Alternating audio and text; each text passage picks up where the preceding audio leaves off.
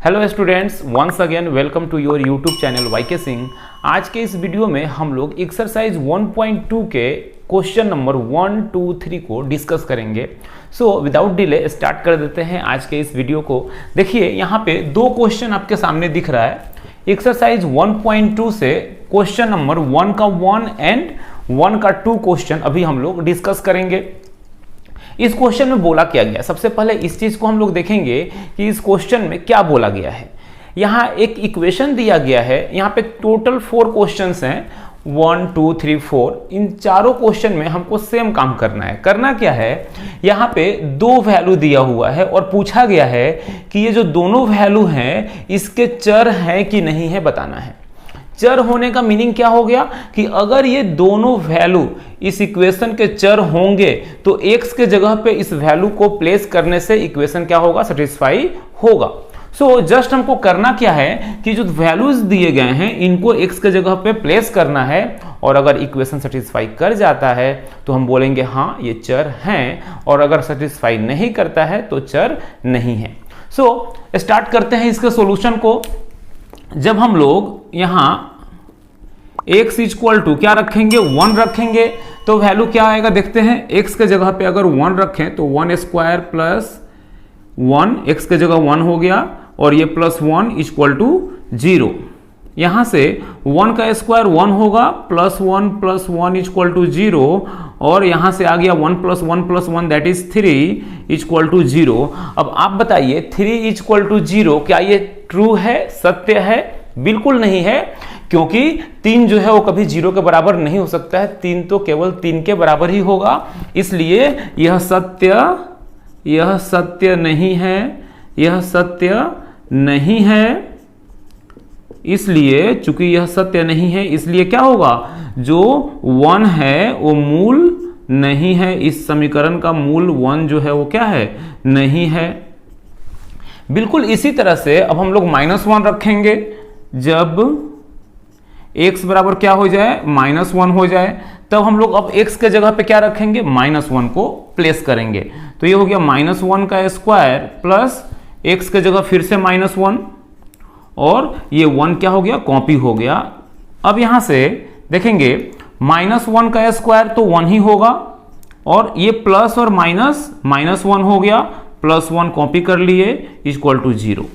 अब ये +1 और -1 कैंसिल हो गया, दैट इज 1 इक्वल टू कितना आ गया, 0। और फिर से क्या है, 1 इक्वल टू 0 ये सत्य नहीं है, क्योंकि 1 केवल 1 के बराबर हो सकता है, 1 कभी भी 0 के बराबर नहीं हो सकता है। इसलिए हम लोग यहाँ पे क्या लिखेंगे, फिर से वही लाइन, चूंकि यह क्या है, यह सत्य नहीं है, यह सत्य नहीं है कि 1 क्या हो गया, 0 के बराबर हो गया, ये कभी भी सत्य नहीं हो सकता है। इसलिए -1 जो है मूल नहीं है। -1 भी क्या है, इस समीकरण का मूल नहीं है।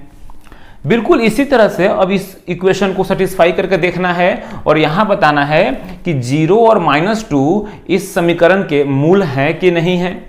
तो हम लोग क्या करेंगे, पहले जब x बराबर क्या रखेंगे, 0 रखेंगे तो क्या मिलेगा देखेंगे। ये हो गया 8 इंटू 0 का square plus 7 into 0 equal to 0। अब यहां से 8 इंटू 0 प्लस 7 इंटू 0 तो 0 ही होगा। यहां से हमको मिल गया 8 इंटू 0 0 प्लस 0 इक्वल टू 0। इसका मीनिंग हो गया कि 0 इक्वल टू 0। अब बताइए 0 जो है वो 0 के बराबर होगा कि नहीं होगा, बिल्कुल होगा, क्योंकि ये दोनों ही सेम वैल्यू है। तो लिखेंगे चूंकि यह क्या है, सत्य है, यह बिल्कुल सत्य है कि 0 जो है वो हमेशा क्या होगा, 0 के बराबर होगा। इसलिए 0 क्या है, मूल है। ये जो समीकरण दिया हुआ है इसका मूल क्या होगा, 0 होगा। अब हम लोग फाइंड आउट करेंगे कि ये जो -2 दिया है ये इसका मूल है कि नहीं है। तो फिर से जब x बराबर क्या हो, -2 हो, तो अब हम लोग वैल्यू रखेंगे फिर से यहाँ पे, जहां जहां x है वहां क्या रखेंगे, -2 रखेंगे।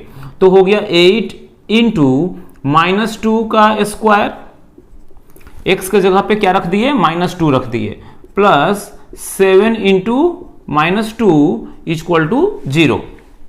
यहां से ये हो गया 8 -2 का स्क्वायर क्या होगा 4 plus minus 7 into 2 14 equal to 0। 8 इंटू 4 कितना आता है 32 माइनस 14 इक्वल टू 0। अब देखिए 32 से 14 को माइनस करेंगे तो कितना आएगा 18 और इक्वल टू 0 आ गया। अब आप बताइए 18 क्या 0 के बराबर होगा? बिल्कुल करेक्ट आंसर नहीं होगा। तो चूंकि यह भी क्या है सत्य नहीं है, यह जो है वो सत्य नहीं है, यह क्या है सत्य नहीं है, इसलिए क्या होगा -2 जो है वो मूल नहीं होगा, मूल जो है वो नहीं है। तो इस तरह से इक्वेशन 1 और इक्वेशन 2 जो है वो सॉल्व हो गया। यहां पे जो पूछा गया था कि 1 - 1 इसका मूल है कि नहीं, तो हमको क्या मिला कि दोनों ही इसका मूल नहीं है। लेकिन सेकेंड केस में 0 - 2 मूल है कि नहीं, तो 0 तो मूल होगा इस इक्वेशन का, लेकिन -2 जो है उसका मूल नहीं होगा। अब इसके बाद नेक्स्ट क्वेश्चन को देखेंगे। अब हम लोग देखेंगे क्वेश्चन नंबर 1.3 एंड 1.4 को। यहाँ क्वेश्चन नंबर 1.3 में बोला गया है x + 1/x = 13/6। इस समीकरण का ये जो 5/6 है और 4/3 है, ये दोनों मूल हैं कि नहीं, ये आपको क्या करना है प्रूफ करना है। हम लोग यहाँ पे सबसे पहले सेम प्रोसेस को फॉलो करेंगे। x = क्या लेंगे 5/6। x के वैल्यू को जब 5/6 यहाँ प्लेस करेंगे तो क्या मिलेगा हमको, ये हो गया 5/6 प्लस ये 1/x है। अब देखेंगे x का जगह 5/6 प्लेस कर रहे हैं, तो जब 1/x फाइंड आउट करेंगे तो क्या होगा, उसका रिवर्स हो जाएगा, अपोजिट हो जाएगा, यानी कि 6/5 हो जाएगा। इस चीज को ध्यान देंगे। हम लोग x के जगह 5/6 लिखेंगे तो 1/x के जगह क्या लिखेंगे, उसका उल्टा, दैट मीन्स 5/6 को उल्टा करेंगे तो हो जाएगा 6/5 इक्वल टू ये 13/6 आ गया 13/6। यहां से लॉसअप एलसीएम लेंगे तो 6 और 5 का एलसीएम हो गया 30। 6 से 5 टाइम और 5 इंटू 5 25 प्लस 5 से 6 time 6 into 6 36 equal to 13/6। That is यहां पे हो गया 30 और 25 प्लस 36 ऐड करेंगे तो 6 5 11 1 3 2 5 1 6 61/30 और यहाँ आ गया 13/6। अब यहाँ ध्यान दीजिए ये 61/30 और रिड्यूस नहीं फॉर्म में नहीं जा सकता है, क्योंकि ये डिवीजन नहीं जा रहा है, ये डिवीजन नहीं जा रहा है। और यहाँ आ गया 13/6। ये क्या आपको इक्वल लग रहा है? मीन्स 13/6 क्या कभी 61/30 के इक्वल होगा? बिल्कुल नहीं होगा। हम लोग सेम यहाँ पे लिखेंगे, चूंकि यह सत्य नहीं है, यह सत्य नहीं है, ऐसा नहीं हो सकता है कि क्या हो 61/30 कभी 13/6 के इक्वल हो जाए। इसलिए जो 5/6 है ये क्या होगा, मूल नहीं होगा, यह मूल नहीं है। किसका मूल नहीं है? तो जो इक्वेशन दिया गया है x + 1/x = 13/6, इसका मूल 5/6 नहीं है। बिल्कुल इसी तरह से 4/6 को देख लेंगे। जब x का वैल्यू क्या हो जाए 4/3, तो अब फिर से यहां पे x का जगह क्या वैल्यू बैठाएंगे 4/3 प्लस, अब ये 1/x है तो फिर से क्या होगा, उल्टा हो जाएगा, दैट इज 3/4 इक्वल टू 13/6। यहां पर हम एलसीएम फाइंड आउट करेंगे तो 3 और 4 का एलसीएम 12 हो गया। 3 से 4 टाइम 4 इंटू 4 16 प्लस 4 से 3 टाइम 3 इंटू 3 9 इक्वल टू 13/6। यहां दोनों को ऐड करेंगे तो 16 + 9 इज 25/12 इक्वल टू 13/6। अगेन यहां देखिए 25 और 12 का डिवीजन नहीं जाएगा। यहां पे 25 और 12 ये किसी भी नंबर से डिवीजन नहीं जाएगा, दैट मीन्स ये और रिड्यूस फॉर्म में नहीं जा सकता। अब यहां भी ये 25/12 और 13/6 इक्वल नहीं है, चूंकि यह क्या है, सत्य, यह सत्य नहीं है, यह सत्य नहीं है। इसलिए हम लोग क्या लिख सकते हैं कि ये जो 4/3 है यह भी क्या है, मूल 4/3 मूल नहीं होगा, ये 4/3 भी मूल नहीं है। तो इस तरह से ये 5/6 और 4/3 दोनों ही ये जो गिवन समीकरण है, इक्वेशन है, उसका मूल नहीं है। इसके बाद देखते हैं क्वेश्चन नंबर 4 को।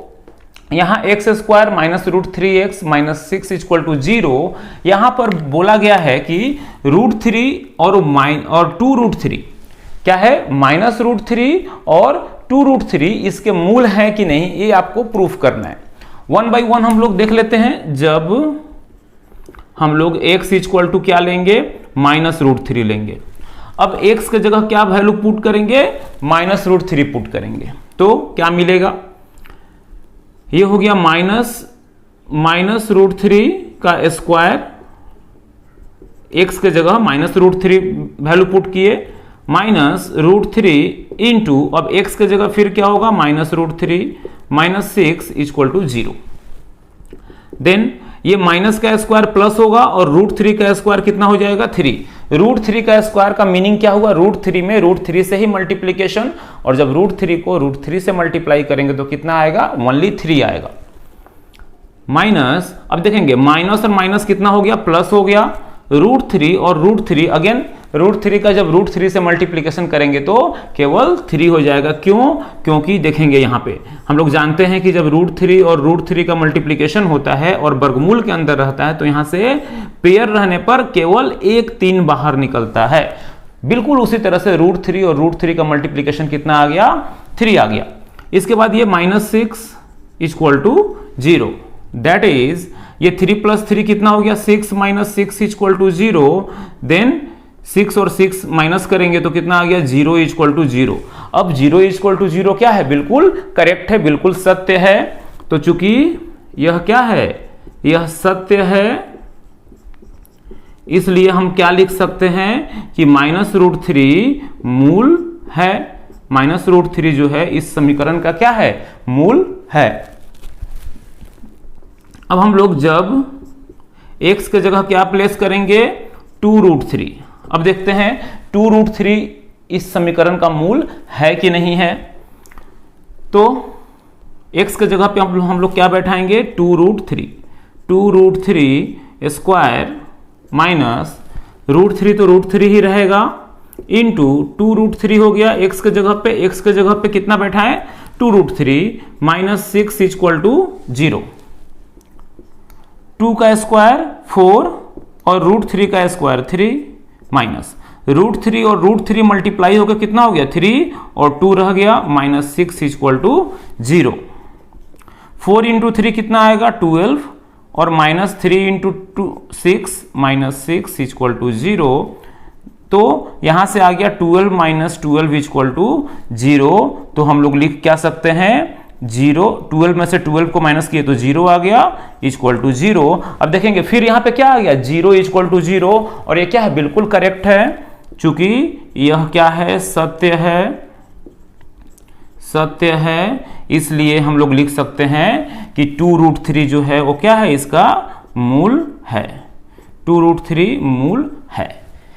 सो क्वेश्चन नंबर 1 में जो 4 क्वेश्चन दिए गए थे 1.1, 2, 3, 4, उसमें केवल जो 4 नंबर क्वेश्चन है इसके दोनों ही मूल जो हैं वो इस समीकरण के मूल हैं। अदरवाइज बाकी जो 3 क्वेश्चन दिया गया था उसमें दोनों एक साथ उस समीकरण के मूल नहीं हो रहे थे। केवल 2 नंबर जो क्वेश्चन था उसमें एक जो 0 वैल्यू था वो मूल है और जो -2 वैल्यू दिया हुआ था वो मूल नहीं था। दैट मीन्स केवल 4 नंबर क्वेश्चन ही ऐसा है जिसमें दोनों वैल्यू जो है गिवन इक्वेशन के मूल हैं। इसके बाद हम लोग क्वेश्चन नंबर 2 में चलते हैं।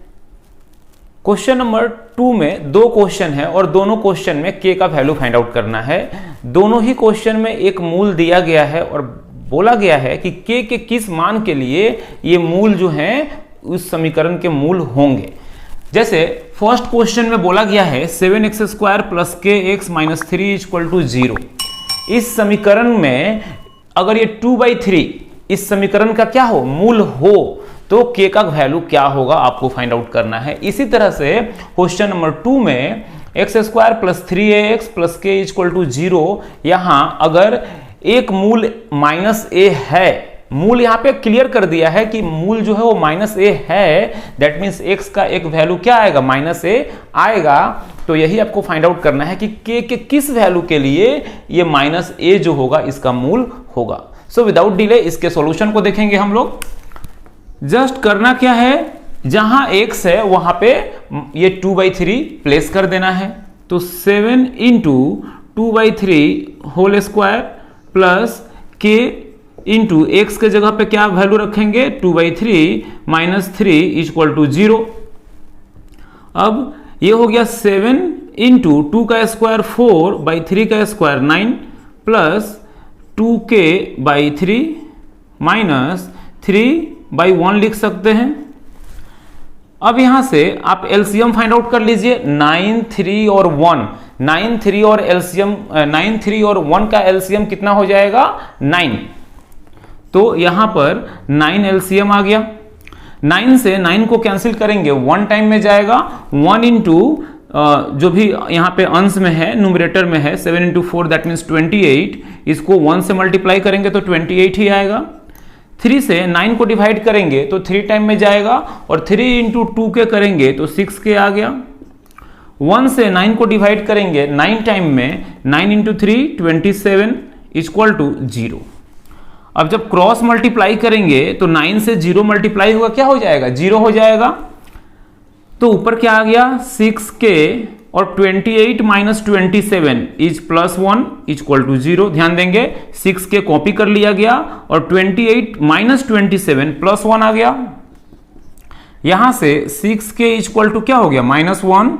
और जब हम लोग सिर्फ यहां k का वैल्यू फाइंड आउट करेंगे, चूंकि 6 के साथ ये k क्या है, मल्टीप्लीकेशन में है, ये जो 6 है वो k के साथ क्या है, मल्टीप्लीकेशन में है। तो जब साइड चेंज करेगा तो डिवीजन में हो जाएगा, दैट इज -1/6, और यही रिक्वायर्ड वैल्यू हो गया k का, जिसके लिए 2/3 इस समीकरण का एक मूल होगा।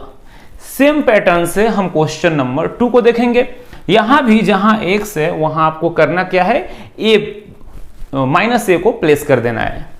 सो देख लेते हैं, x के जगह पे -a रख दिए तो ये हो गया -a² plus 3 into a into x के जगह पे -a रखना है प्लस k इक्वल टू 0।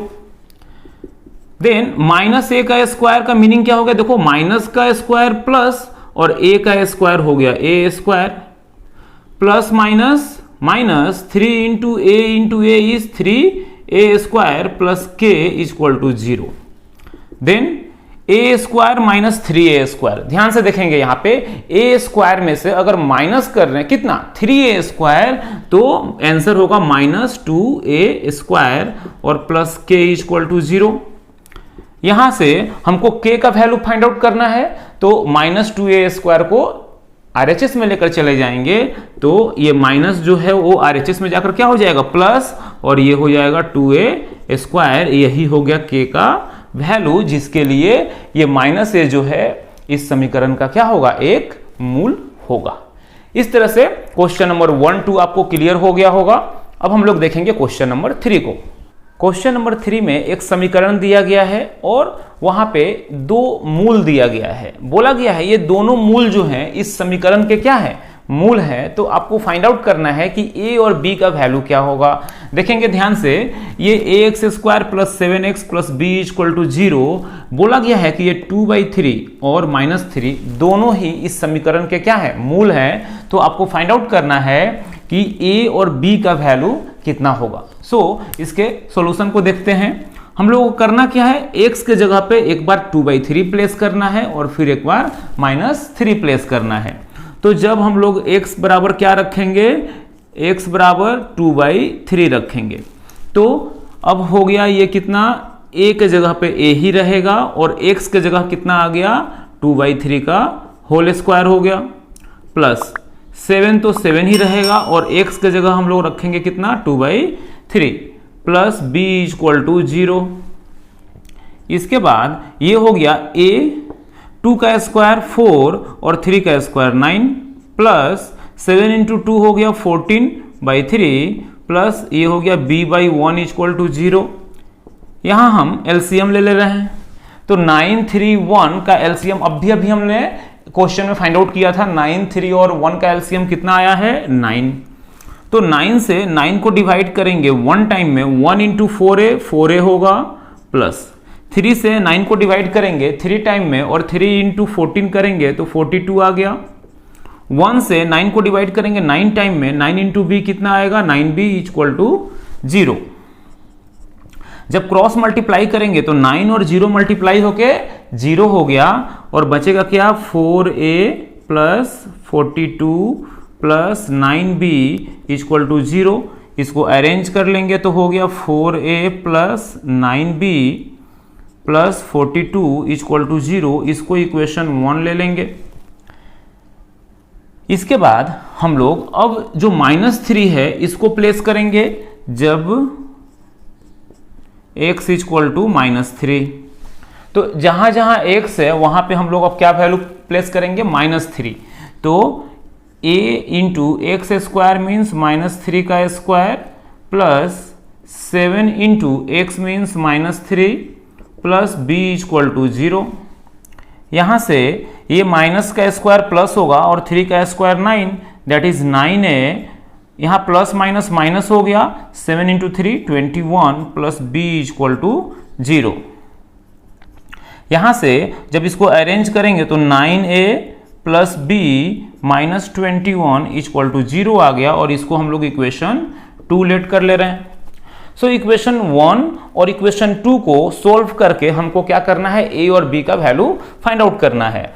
तो सिंपल हम क्या कर रहे हैं, यहां से b को एलिमिनेट कर रहे हैं। तो यहां देखेंगे b 9 है और यहां पे b 1 है। इसका मीनिंग ये हुआ कि दोनों को इक्वल करके अगर माइनस कर दे तो क्या होगा, कैंसिल हो जाएगा। हम लोग इक्वेशन 1 को मल्टीप्लाई करेंगे 1 से और 2 को मल्टीप्लाई करेंगे 9 से। ऐसा क्यों, ताकि यहां जो 9 है और यहां भी 9 आ जाए। तो 9 को 1 से मल्टीप्लाई करेंगे 9 ही रहेगा और यहां पे 1 है तो इसको 9 से मल्टीप्लाई करेंगे तो 9 आ जाएगा। इसका मीनिंग हम लोग यहां से क्या लिखेंगे कि जो इक्वेशन 1 है,